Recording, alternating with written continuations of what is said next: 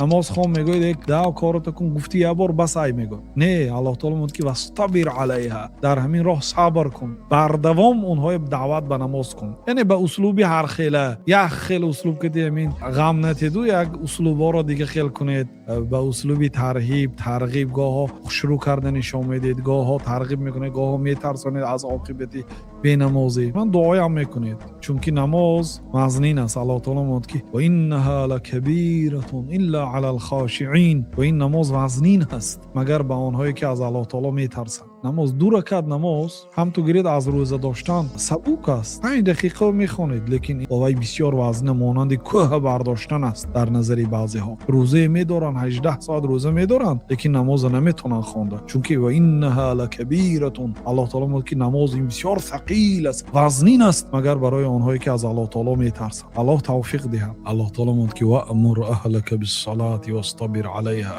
ла насъалука ризқан наҳну нарзуқук вал ақибату литтақва. аҳлу оилаатро ба намоз даъват кун, амр кун, ваъмур, фармон деҳ, намоз хон гӯ, вастабир алайҳа, ва дар ҳамин кор сабр кун. яъне ҳамеша хел не ки фарз кардем намозхон шудам, 5 вақт намоза мехондагӣ шудам, бо амр мекунед.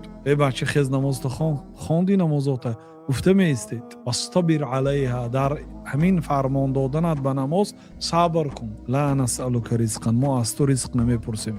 наҳну нарзуқук, мо туро ризқ медиҳем, гуфт Аллоҳ таоло. бинобар ин яке аз сабабҳои васеъ шудани ризқ аҳлу оиларо ба намоз даъват кардан, ба намоз амр кардан. хез занак намоз хон, хез бачам намоз хон гуфта вақте ки мегӯед, ин яке аз сабабҳои васеъ шудани ризқи шумо ҳаст. чунки Аллоҳ таоло гуфт ки ла насъалука ризқан, мо аз ту ризқ намепурсем, балки мо туро ризқ медиҳем. баъди намоз бидуни алоқа Аллоҳ таоло гап намезанад. яъне намоз ба ризқ алоқамандӣ дорад, хосатан амр кардани аҳлу оила ба намоз. вастабир алайҳа, ва дар ҳамин роҳ сабр кун, чунки сабр кун беҳуда нагуфт.